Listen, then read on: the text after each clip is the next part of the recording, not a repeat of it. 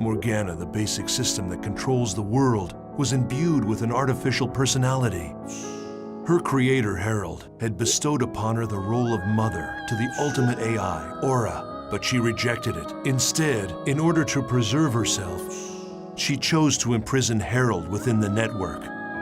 And immediately after Aura was born, Morgana decided to delete her. When they learned this, Kite and his friends set out for their final challenge, to resurrect Aura.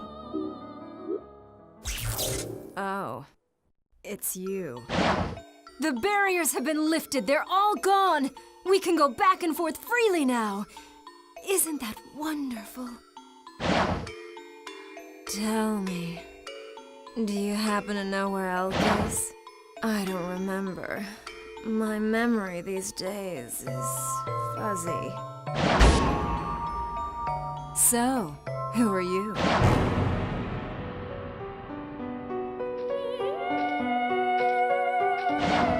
Elk.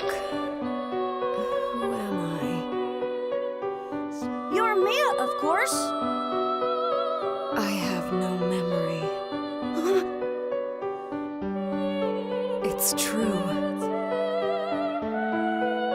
I only exist in the world. The only memory I have is when I'm in the world. No! Stop it! Mia! I want to stay as me! The true identity of Mia, the cat-like character, was actually a wandering AI program. The sixth phase, Maha. Elk. I'm sorry.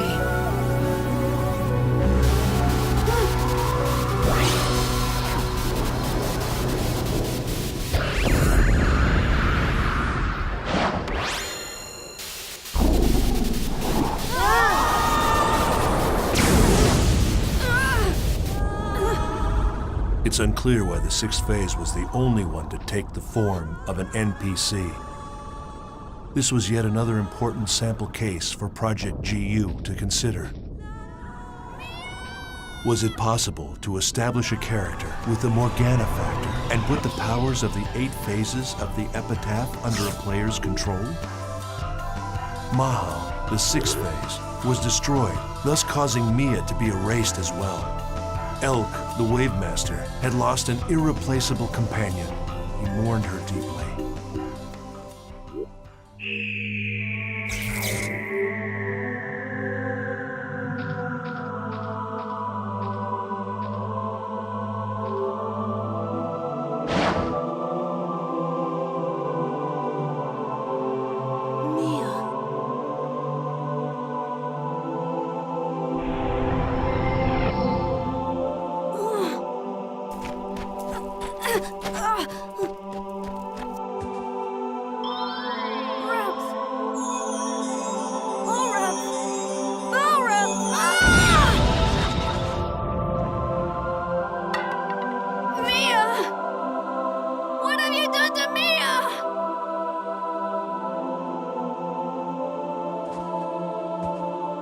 Oh, Elk.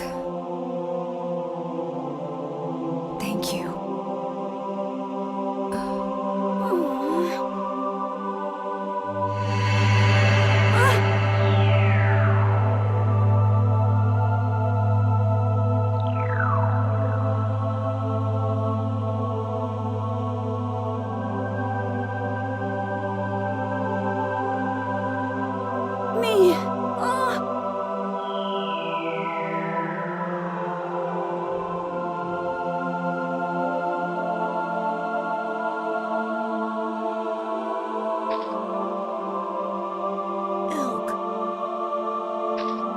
Just leave me alone!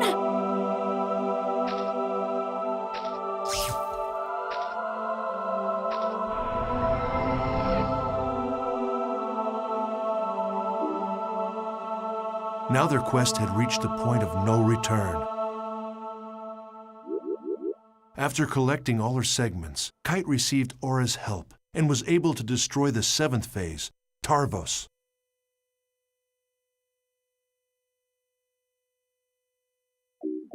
In order to cover up the unfortunate fact that several gamers had collapsed into a coma while playing the world, CC Corp planned to destroy their servers.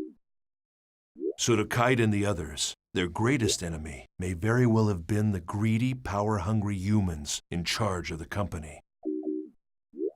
If they succeeded, and the world's servers were destroyed, Kite and his friends would never be able to revive the coma patients. Only two enemies remained, Kubia and the 8th and final phase. How would he fight the two of them? Pressed by time and grasping desperately for an answer, Kite finally met Harold's pseudo-personality deep in an infected area of a dungeon, as well as the newly free Aura.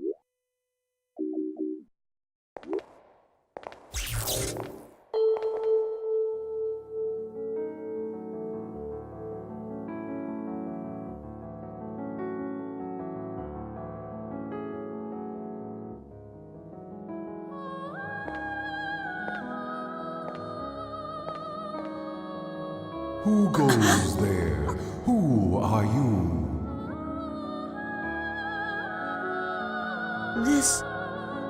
This is Harold? My name is Harold. What? Hey, you're nothing but a piece of rock! You're responsible for the cursed wave, aren't you? All right then, fix this thing! No, the passage of time is irreversible. Birth or death. Now only these two choices remain. What? What are you saying?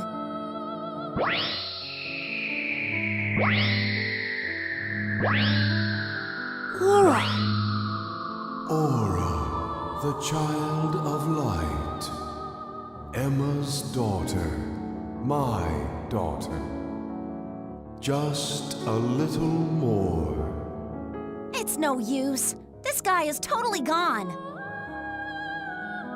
Aura, I have something I want to ask you. You said that I shouldn't fight Kubia, but why? Kubia is the shadow. When there is light burning in the darkness, a shadow is born. When the bracelet appeared in this world, Kubia was born as well. The bracelet and Kubia are the opposite sides of the same coin. Therefore, if you defeat Kubia, the bracelet will be destroyed. Kubia must have already known that, and that's why it kept running away. Kubia will no longer run away. Because I have finally been released. What do you mean? Massive data believed to be the wave is heading in your direction. That's the last one! Destroy it! Traveler, take this to heart.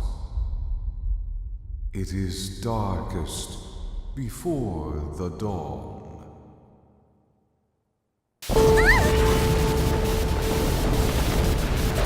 Run away!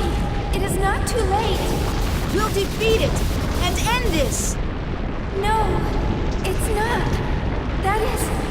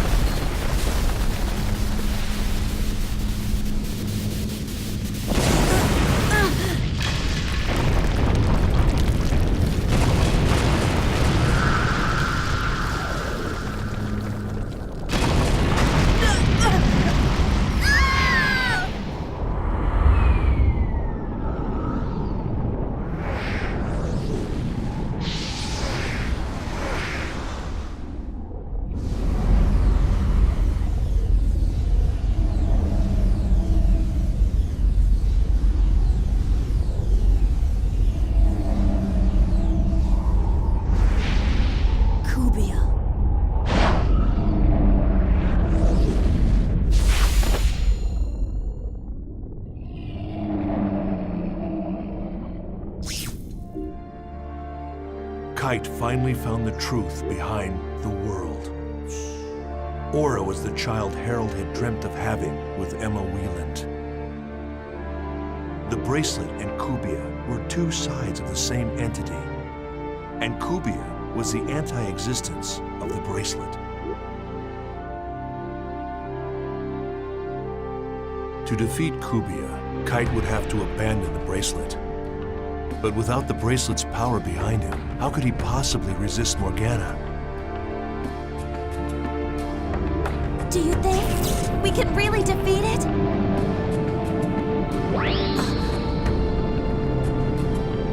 Black Rose, strike my bracelet.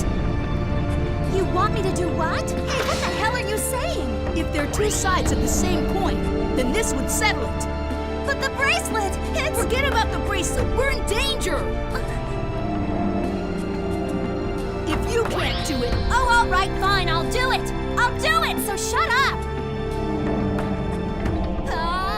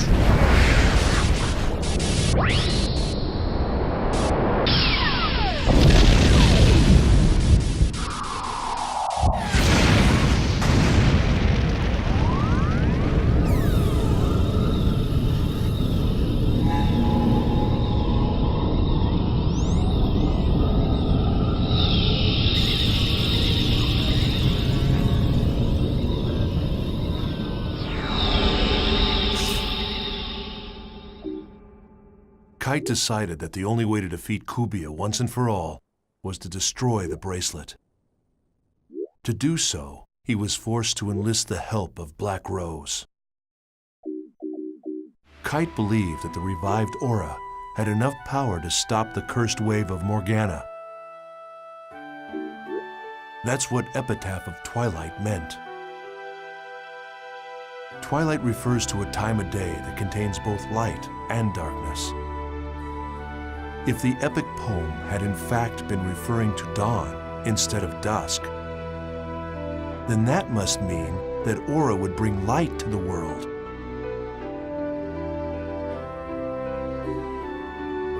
Along with Aura and his other companions, Kite faced off against the 8th phase, Corbenic.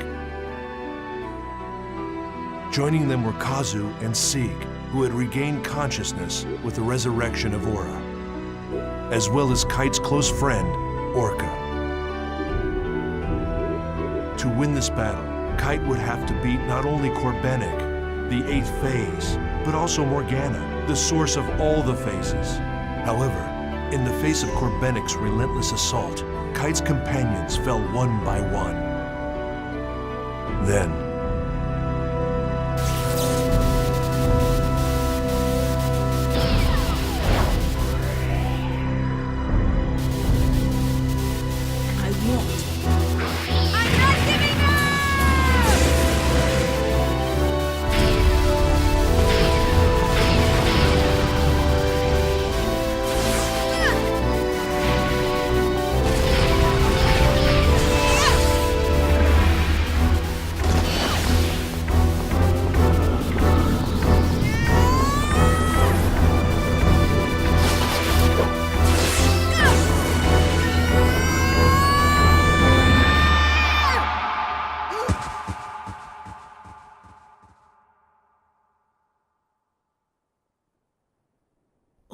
the brutal fight came to an end in an unexpected way. Aura sacrificed her own life on the tip of Kite's sword. Self-sacrifice It was the final act necessary for Aura to awaken as the ultimate AI. It was a bitter irony. Aura had finally become the ultimate AI. She attained a wisdom beyond that of humanity, and in doing so, she formed a new system. A better system in which the world could exist. Yes.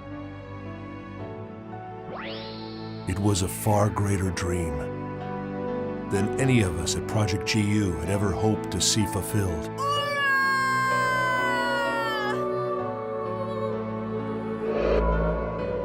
Genesis of Ultima. That's what it began to be called on the net. The battle by Kite's hackers that led to the birth of the ultimate AI, Aura. But who was a member of hackers? And who wasn't? I'm sure that whomever is reading this journal is wise enough to understand the futility in trying to answer that. These people weren't interested in being called heroes or taking credit for saving the world. They did it to save the people they loved, to protect them. It was with their own faith that they fought. Everyone dreams of a hero, but most of us can only catch glimpses of them, buried in the pages of a journal. And so, it was from this point that Project GU truly began.